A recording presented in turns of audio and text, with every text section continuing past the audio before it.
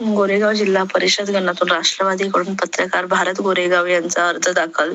सर्वत्र जिल्हा परिषद व पंचायत समिती निवडणुकीची धामधूम सुरू आहे. दिनांक 21 जानेवारी पर्यंत उमेदवारी अर्ज दाखल करावयाचे आहेत. दिनांक 20 जानेवारी रोजी 48 गोरेगाव जिल्हा परिषद गणातून पत्रकार भारत विष्णू गोरेगावकर यांनी सपत्नीक राष्ट्रवादी काँग्रेस पक्षाकडून उमेदवारी अर्ज दाखल केला आहे.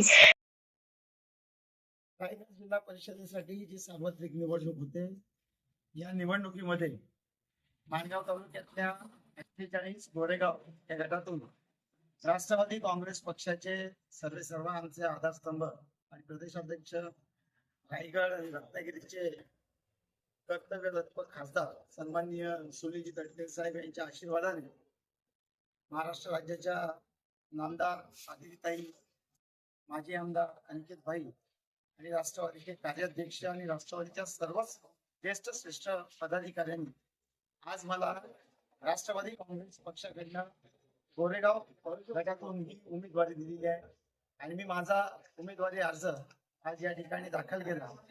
गोरेगाव मधले आमचे मार्गदर्शक सन्माननीय दिलीप भाई, आमचे बंधू जुबेर भाई अब्बासी सरपंच, आसादजी फकी, चंद्रकांतजी गोरेगावकर, विनोदजी बागडे, अक्षय पवार आणि माझे अनेक सहकारी आहेत.